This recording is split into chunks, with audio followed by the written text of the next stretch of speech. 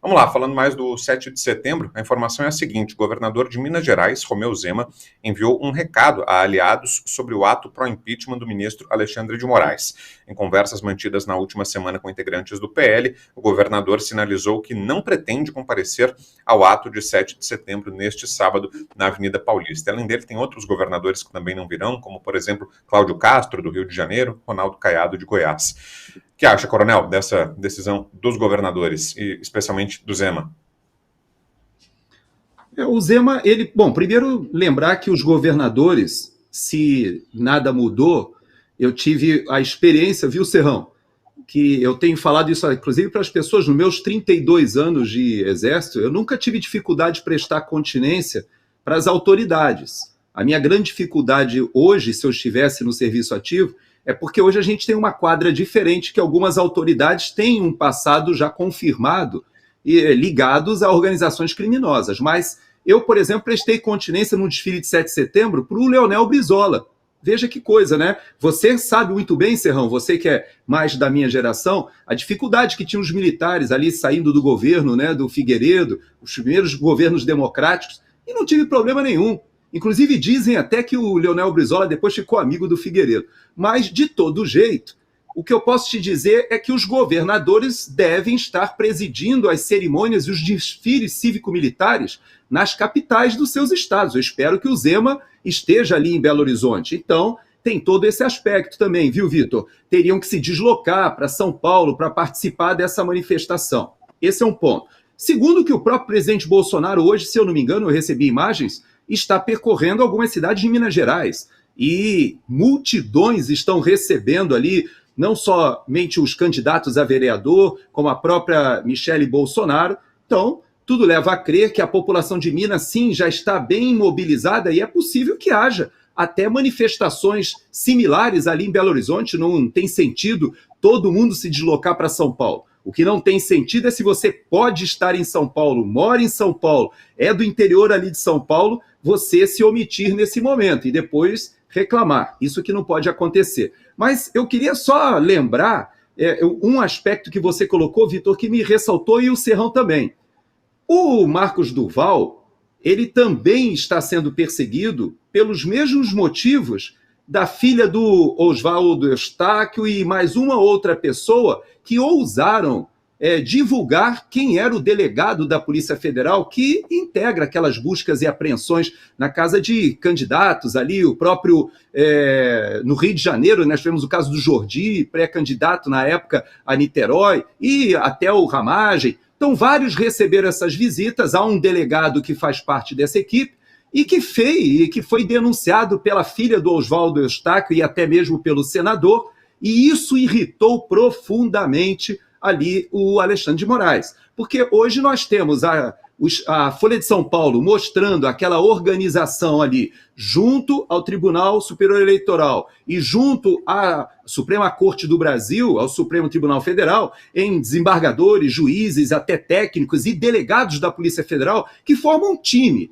E, na minha opinião, esse time vem transgredindo, vem inclusive ao arrepio da Constituição, fazendo uma série de atitudes lideradas pelo ministro da Suprema Corte. Então, eu creio que muito dessa perseguição, viu, Serrão, também tem conexão com essa questão da exposição da fotografia. Ninguém gosta do aquele que tem se prestado a cumprir ordens, que eu acho que é assim que se falava lá na Segunda Guerra Mundial. A gente já conhece essa história de cumprir ordem, onde é que ela foi levando. Bom, e só voltando ao Zema e aos governadores, falei aqui de alguns que não vão comparecer, mas por outro lado, o governador Tarcísio de São Paulo confirmou presença. Ele sim estará lá com o ex-presidente Bolsonaro, com o prefeito Ricardo Nunes, inclusive, que busca reeleição, com a Marina Helena, do Novo, candidata, enfim, tem alguns já confirmados, mas entre governadores ainda está baixa a adesão. O governador Tarcísio aí foi exceção, confirmou. O que você acha, Rubinho, do posicionamento dos governadores?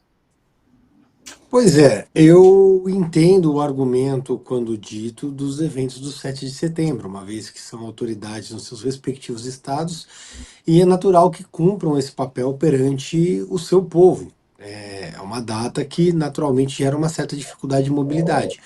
Agora, sendo muito sincero, me causa estranheza, por exemplo, um evento que aconteça de manhã e a pessoa não consiga se mover à tarde. Enfim, se o evento não acontecer no mesmo período naquele estado, a gente conseguiria, pela mobilidade, aviões, etc., que esses governadores estivessem presentes. Eu acho que não forma uma excludente, até porque a dimensão do ato traz a necessidade da presença das pessoas.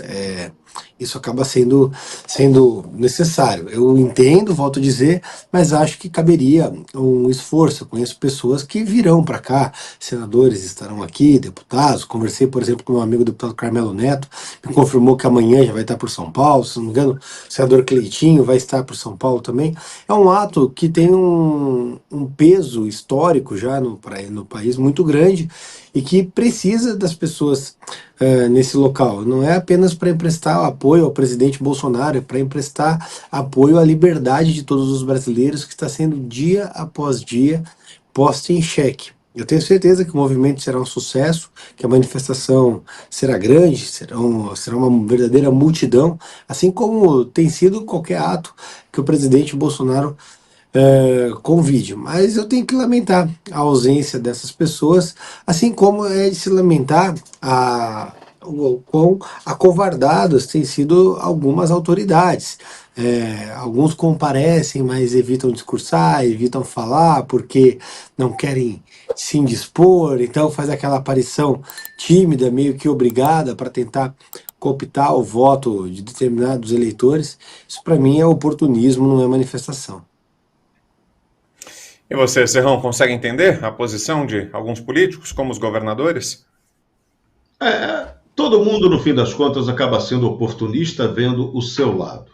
O caso do Novo é um pouco diferente, porque o Partido Novo já definiu que fará manifestações em outros estados, em outras capitais, contrariando até o que pediu o presidente Jair Bolsonaro, que pediu que não houvesse manifestações em outros lugares, que se concentrasse tudo em São Paulo. Mas o Novo vai ter o padrão dele a seguir. Então, se o Zema vem ou não vem, não vai fazer muita diferença, né? Esse ponto não faz diferença. Ele não está a favor do sistema tirânico de poder no Brasil, está claro. Agora, quem deve ser uma grande ausência sentida nessa manifestação é o candidato à Prefeitura de São Paulo, Pablo Marçal. Ele foi para o exterior. Está cumprindo a agenda, vai cumprir a agenda internacional em El Salvador, provavelmente também depois vá para a Argentina, mas, enfim, ele não vai estar no ato de 7 de setembro. E uma informação em off. Vazou no ouvido dele, mensagens do além disseram que se ele aparecesse nesse ato, já tinha uma armadilha pronta para caçar a candidatura dele. Então, é bom ficar esperto, né? Porque no Brasil da juristocracia atual, tudo pode acontecer. Tudo é muito perigoso. Quem não precisa ter medo de ir para a rua é o povo. O povo tem legitimidade, o povo tem coragem, o povo honesto sabe que a presença dele na capital paulista neste sábado, 7 de setembro, é fundamental. O resto será apenas um detalhe. Bom, vou aproveitar que o Serrão tocou aqui nas eleições municipais, nas eleições de São Paulo, e aproveitar também, claro, a presença do vereador Rubinho, para avançar aqui na nossa pauta e falar do seguinte: a tentativa de censura eleitoral movida por Guilherme Boulos contra candidatos a vereador, como Douglas Garcia, Daniel José e o próprio Rubinho, foi derrotada na Justiça. O Tribunal Regional Eleitoral de São Paulo julgou em favor dos candidatos, assegurando a liberdade de expressão no contexto eleitoral. No caso do Daniel José, por exemplo, Boulos alegou que as postagens do vereador no Instagram constituíam propaganda negativa, mas o TRE revogou a multa de R$10 mil e confirmou o direito de crítica aberta contra o adversário. Vamos ver aí o vídeo do Douglas Garcia. A militância do PT e do PSOL estão fazendo de tudo para esconder uma bomba da campanha do Guilherme Boulos. Isso aqui é uma mensagem vazada de um grupo de apoio ao Guilherme Boulos. Presta atenção, a direita pegando esse vídeo, o Boulos não chega nem no segundo turno. E a direita ganha já estourado no primeiro turno. Mas de que vídeo tão bombástico é esse que eles estão falando sobre Guilherme Boulos? É de um suposto coordenador da campanha de Guilherme Boulos.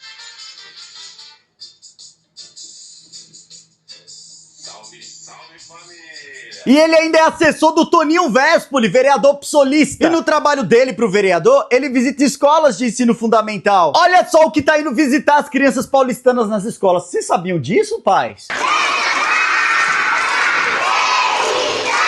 Caravana tem uma característica, né? Que é de realmente visitar as escolas. Mas será que esse seu assessor maconheiro, que supostamente coordena a campanha de Guilherme Boulos, olha que bonitinho os dois aqui juntos, também puxa um beck na frente de criança da escola, vereador? Porque de acordo com essas mensagens vazadas, ele é assessor do vereador Toninho Vespoli, que coordena a campanha do Boulos, um irresponsável e inconsequente. Por favor, pessoal, temos que lutar para tirar esse vídeo sujo do ar. Isso mela qualquer campanha, socorro! Mas já é tarde, os vídeos dele já tá tudo aqui guardado, não adianta apagar não. Mas presta atenção no tipo de pessoa que pode estar coordenando a campanha do Guilherme Boulos e que os petistas e psolistas estão tentando esconder a todo custo. É esse tipo de gente que Guilherme Boulos quer colocar na estrutura da prefeitura da cidade de São Paulo. E aí, paulistano? A esquerda não queria que esse vídeo chegasse até nós porque tava com medo de impactar na campanha de Guilherme Boulos. Então você já sabe o que fazer, né? Mete o dedo no compartilhar. Forte abraço. Vamos lá, começa contigo, Rubinho. Pois é, isso tem acontecido, a gente vê aí o Guilherme Boulos numa tentativa clara de calar. Esse vídeo do Douglas é muito bom, se de um lado o Boulos gosta de comer açúcar, esse rapaz aí gosta muito de fumar um chamate, impressionante. Mas isso mostra o tipo de gente que faz parte da estrutura do PSOL. Toninho Vespoli é um vereador medíocre, com assessoria tão medíocre quanto. Imagina esse cara nas escolas. O Daniel José fez um conteúdo similar também, e eu gravei um vídeo, são 18 minutos, contando quem é o Guilherme Boulos, um dossiê sobre o Guilherme Boulos, expondo as suas raízes, expondo a fraude que a sua esposa praticou contra o Minha Casa Minha Vida, expondo uma série de denúncias, todas pautadas em documentos. Não tem nenhuma ilação, nenhuma invenção, nenhuma novidade. São documentos que provam quem é Guilherme Boulos. A prisão do Guilherme Boulos, momentos que ele foi preso, locais que ele invadiu, o histórico dele invadindo o Ministério da Fazenda, a Bolsa de Valores de São Paulo. O que ele fez? Respondeu, trouxe um outro ponto de vista, discutiu no ambiente político? Nada ainda não. O que ele fez foi me processar, assim como processou o Douglas Garcia, um excelente candidato, assim como processou o Daniel José, outro excelente candidato, está comigo do lado do Pablo Marçal. E o que o Guilherme Boulos fez? Processou a todos, tentou a censura. Assim como o Lula tentou a censura em 2022 e conseguiu. Mas aqui em São Paulo, aqui ainda existe justiça. Existem magistrados que respeitam a liberdade. A decisão que garantiu a manutenção do meu vídeo foi um tratado sobre a liberdade de expressão, sobre a garantia, a crítica política, para expor à população quem é determinado candidato. Porque nós, políticos, temos a moral flexibilizada, nós temos que aceitar as críticas que nos são postas pelas pessoas. Nós temos que aceitar que em muitos momentos vão apontar o dedo para nossa cara e dizer você está errado. E é nosso papel aqui explicar por que não estamos. Com o peito aberto. Se você não quer ser criticado, não saia candidato. Se você tem vergonha do seu passado, como o Guilherme Boulos tem, ou pelo menos tenta esconder, fique em casa. Não saia candidato. Segue o que vocês falaram na pandemia e fique em casa. Se esconda. Isso só mostra o viés autoritário da esquerda. Só mostra que a esquerda não consegue se fazer senão através da censura. E isso é extremamente perigoso. Por isso eu alerto a todos. Pense bem. Pense bem nessas eleições, o Guilherme Boulos é um perigo real. E existem outras faces de esquerda em São Paulo. Já está na hora da gente acabar com esse sistema tucano esquerdista na cidade de São Paulo. E, Serrão, impressiona muito, né, o uso da justiça eleitoral, né? Como isso se transformou numa arma em um momento de mais apuro, né? Um candidato qualquer diante de uma informação, como falava o Rubinho, né? Que é uma informação pública, factual, não é uma ilação, não é uma invenção, não é um comentário, uma opinião. Não, são fatos, da exposição de fatos. Sempre se recorre à justiça eleitoral, virou uma espécie de cama elástica, de porto seguro, né, para os candidatos. Pois é, esse foi o grande equívoco que nós constatamos na eleição de 2022, uma eleição marcada por censura. Eleição censurada só em ditadura ou em tirania. Ponto. Não tem mais conversa em relação a isso, tá? Então não pode acontecer. E, ainda bem, parabéns ao Tribunal Regional Eleitoral de São Paulo, porque com todas as resoluções que regem essa eleição municipal do TSE, cheias de resoluções restritivas a tudo, o TRE de São Paulo está fazendo a interpretação correta. A liberdade de expressão precisa ocorrer na eleição, ou então você não sabe a verdade sobre os representantes que você vai eleger. Vai ter verdade, vai ter mentira, vai ter calúnia, injúria, difamação, vai ter tiro, porrada e bomba, mas eleição tem que ter isso. Não tem essa de eleição asséptica. Eleição asséptica é uma ficção ditatorial. Então, se houver excessos, cabe à Justiça Eleitoral impedir os excessos. Agora, você falar a verdade sobre fatos objetivos, essa verdade não pode ser calada. Então, agiu bem o TRE. Agora, povo brasileiro, fique esperto. O Congresso Nacional, aquele que é o culpado pela crise que estamos vivendo hoje, porque não toma providências concretas para resolvê-la, está lá, dormitando lá, o novo Código Eleitoral. E o nosso novo Código Eleitoral, ele vem cheio de barbaridades repressivas. Se passar aquele texto que está lá, Nicolás Maduro vai pedir para ter as suas eleições comandadas pelo nosso código, porque ele é um primor de lixo totalitário. Então, esse código não pode passar do jeito que está, tem que haver um debate e uma pressão da sociedade para que bobagens legislativas não sejam aprovadas no Brasil. E que eleição, que tem que ter um código eleitoral e não resoluções provisórias de tribunal eleitoral, possam valer no Brasil, mas garantindo a liberdade. Ponto. Diga, Coronel. Eu vou nessa linha do que o Serrão colocou, porque, na verdade, Serrão, você tocou num ponto que é a origem, né? É o nosso vício de origem, que foram as eleições de 2022. Não há precedentes de avanço do TSE de uma forma tão escancarada de perseguição política e censura como esse período da eleição de 2022. Isso criou escola. Veja que aconteceram algumas coisas interessantes, inclusive depois do período eleitoral.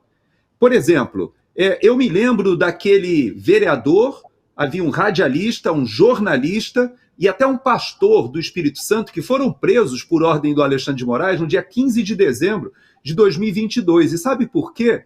Porque eles já vinham sendo oposição e criticando o governador do Espírito Santo, e uma questão de uma licitação do Detran não tinha nada a ver com 8 de janeiro, nada a ver com atos antidemocráticos, era uma questão lá interna do governo do Espírito Santo. E não é que a Procuradora-Geral do Estado foi lá bater na porta do Alexandre de Moraes dizendo: olha, esses 4 desafetos aqui do governador estão falando mal dos ministros do Supremo.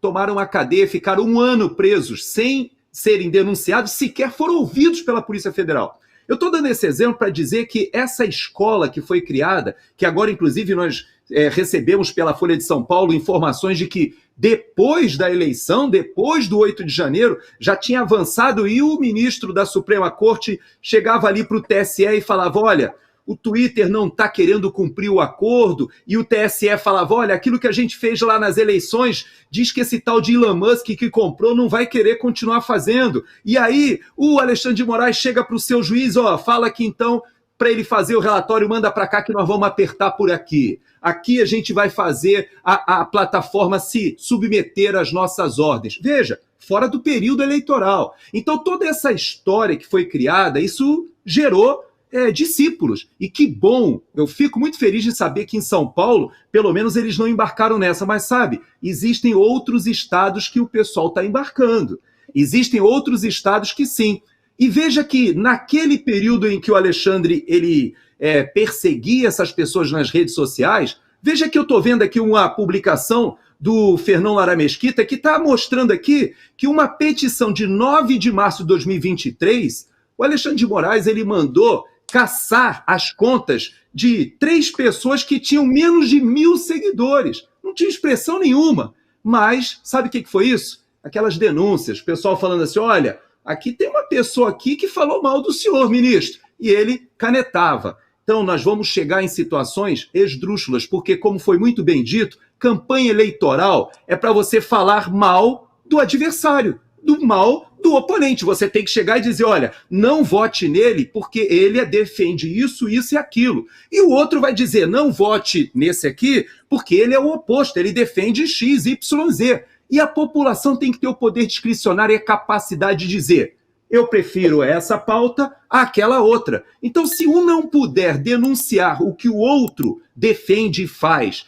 para que a população decida, onde é que nós vamos chegar? Nós teremos, então, que todos estarmos convergentes com o discurso autorizado. Isso é um absurdo. eu espero que a gente tenha aprendido, porque aquilo que aconteceu em 2022, como o Serrão falou, se transforma em legislação, vai ser o caos. 1984 vai ser reeditado no Brasil.